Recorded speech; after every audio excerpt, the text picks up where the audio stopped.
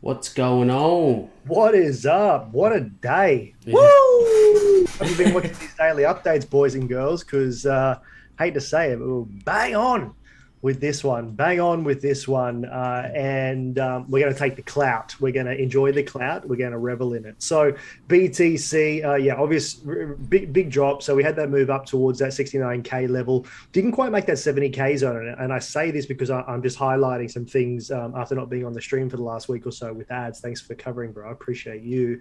That push up to 70K where we kind of had that double top around that 68.5K level was a pretty stark indication that the push that everyone was expecting up to 70K was pretty clearly front run.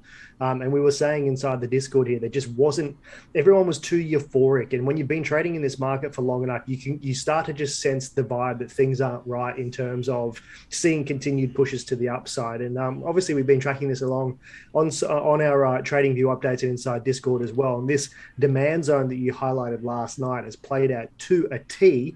But we still have that lower demand zone around that 58K zone ads. Yep, absolutely do.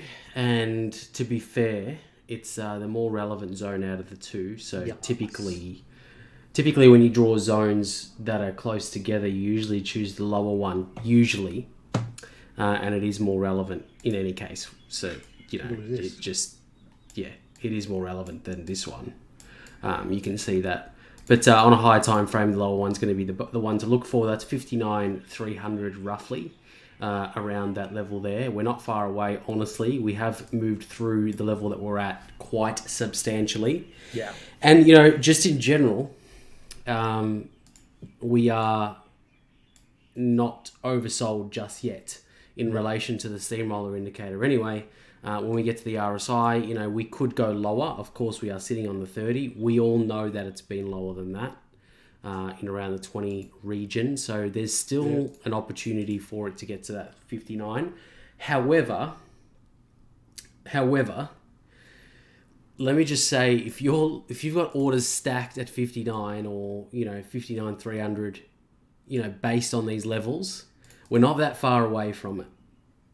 So if you're looking to enter the market in a longer term scale, longer term sense, then we are 2% in relation to where that level of demand is.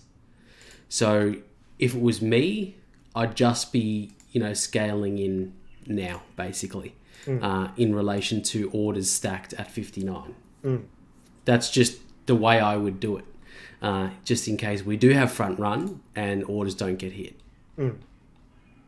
And certainly, you're mentioning the oscillators. If you look at our RSI video, we've given you some tips on the key levels to look for outside of the 70 and 30 zone, which, as I said, if you've watched that, you'll know that pretty well. And the reason why we can continue to head down, at least on the 4 hour anyway, and looking certainly at the at the 1 day time frame, we've only just crossed into bearish RSI territory, and we're still pretty on the oversold, overbought territory of our oscillators as well. So we're not yet at that level where we're looking to be too oversold on the daily time frame, at least anyway. So yeah, from my side, and I totally agree with ads. You want to start employing a dollar cost averaging strategy here, in my opinion. Yeah.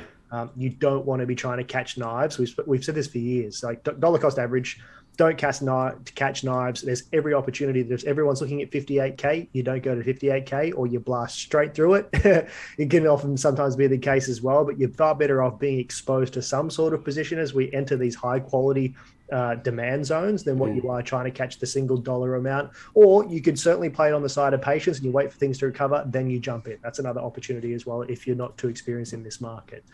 But in terms of altcoins, for me, the only one I'm looking at is ETH. It's the only one I'm scaling into. So there's really no point in us even looking at alts tonight. We've been saying since, I think, since the 8th or the 11th of this month, I said it's time for the majors to play only. I wouldn't even be considering alts because if you're not experiencing this market, the little flurries that we had over the last couple of days on alts were very, very short lived and they dumped the hardest when BTC falls. So again, stick to your majors, stick to your high liquidity pairs. That's going to be your best bet. Yeah, and I wholeheartedly agree. It's going to be a test of patience at the moment where if we do continue this downtrend, we have undoubtedly formed a downtrend on the 4-hour time frame, and that's isolated to the lower time frames. Be sure of that. The daily time frame is a different kettle of fish currently. But on this time frame, we are telling you to exercise some patience, because when we are looking at these sort of moves where we've had lower lows, lower high, and again, not so much lower low just yet in the form of this level of demand, but if we do move to the downside, it's going to be not far away. When we come down to it, it could, very much do something like this where we test the 61 again before we move to that lower demand zone. And I've seen that demand zone, or I've seen that 58k, 59k region spoken about not only on our platform but others as well. So it is universally sought after. However, like Ty said, it is the time to employ strategies like DCAing and everything like that to ensure you're exposed, because if we don't get to 59k and you have orders sitting there, then you're going to be spewing. 100%. All right, let's have a look at Ethereum.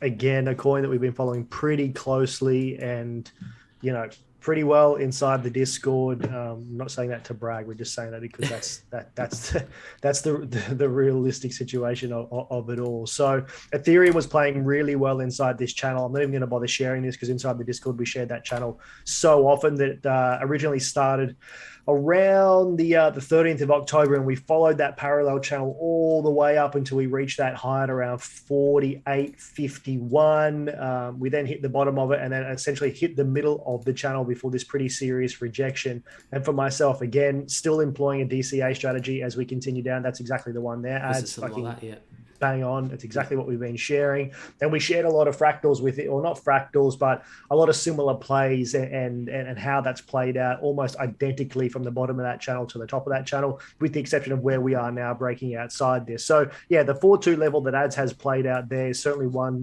where my next sort of level of pickups are. But at this rate, as I'm starting to look at other indicators like Ichimoku, like Gravy Train, for example, we have certainly the ability to head back down towards that 4K zone, which would be that previous high that we had before that pretty serious rejection at like 4,000 back on the 4th of September, where we headed back down towards that 2644 level. So for me, that's a pretty decent level of interest in what Adz has down there.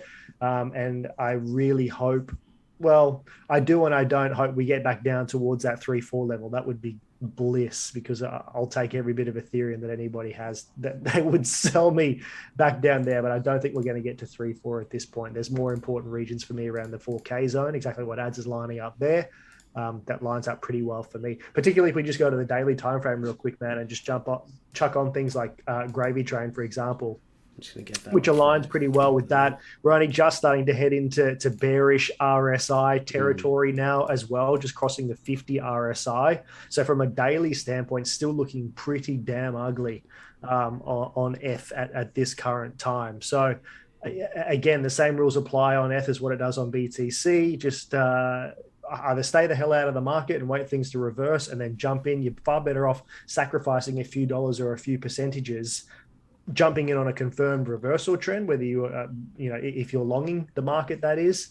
But for the shorters, this is a bit of a shorters paradise at the moment, in my opinion. Yeah, and not to say you should be shorting, because you can get caught out pretty quickly. But when it comes down to it, I was just looking at that level at 4K. That's going to be the area that I would be more interested in. As you did mention, because of that, that significant pivot point that we've had there. It's way less significant when we see it at 4.2. The 4K, being a nice round psychological support level. We've got a nice level of demand there as well. We've got daily Gravy Train clouds, accumulating around that point as well. There's no reason why it won't get there. The only thing is that's not a guarantee, obviously, but we'll just need a little bit more time for that to play out. You could see the same, something in a more similar fashion as we just spoke about with BTC, where we do have liquidity sitting around that 38.2, in which we could see something along the lines of that play out over the next, 7 days or so. Yeah. And for any of you itchy lovers out there as well, on our crypto settings on Unimoku, we've got a pretty gnarly C clamp that takes us back down to almost 3.8. And C clamps on Ichimoku are a pretty reliable sort of indicator. So if we did head down on the daily and head towards that level, it could be a bit of a snap thing. But yeah, C clamps worry me, to be honest. So it's a pretty big chasm there. But again, the 4K zone is pretty relevant to me at this Yeah, point. absolutely So is. let's just see what happens. Yeah. This is the game of patience. This is like what we said in the Discord on like like I said, on the 11th or the 8th or whatever it was. You take profits on the way up, and you just you chill until the market gives you signs of a reversal, or when we just chill out. So at this stage, this is good for me because it actually means I get a bit of time away from the screens for a change. Did you want to have a look at one more? Maybe we'll have a look at the dominance. Yeah, let's have a look at the BTC Dominance chart. I think it was making a little move before, but again, very flat actually. Yeah, it's not telling us much right now. No, it's not. In relation to the dominance, if it's the first time you're joining us, we look at this mostly on the daily time frame. And we've been following this for quite some time. You know, in this period, of course, we've going from swing low to high, and we've got the pullback scenario that we're seeing on the 61, which is good in, you know, a general sense, where we've pulled back to the relevant fib levels, or one of, or all of the relevant fib levels that we do identify. But the follow-up hasn't been fantastic, where we followed up in retrospect to the 38.2. That was rejected. We are being rejected again on the 50. So it's going to be interesting to see if we do, you know, hold these three levels, or we do continue back towards this pivot point down at 78.6, where we did, you know, see that movement start from, ignoring this liquidity. We've got, you know, this movement or this leg up on the BTC dominance chart. So it's going to be interesting. We can't really call anything immediately because we are ping-ponging, you know, between these three levels. So it's not a fantastic, you know, structure to go off. I guess some more data and a couple more days are probably going to tell the tale on this one, Ty, I think. Yeah, it's funny. I do think we will see that fall to the downside, but it's funny as we continue down. We had China come out today releasing an official statement saying that the government's going to be cutting down on large scale mining operations throughout China as well. Is that today? Was it? Yeah. Okay. And, you know, cue the China fight. It's like it's so predictable, man. It's crazy. It's crazy. But you know, that also could be related to the power issues that China has been experiencing locally as well. So yeah, it could be a number of things. But you know, little bit of instability with old Elon and a few things across the traditional markets as well. So will BTC be a hedge if things continue to decline in the traditional markets? Who knows? All this talk of inflation and everything going on at the moment. So I'm staying away from everything, and I'm just waiting until the market chills, and then I'll jump into more positions while I continue to dollar cost average down. Cool. I think that wraps us up for tonight.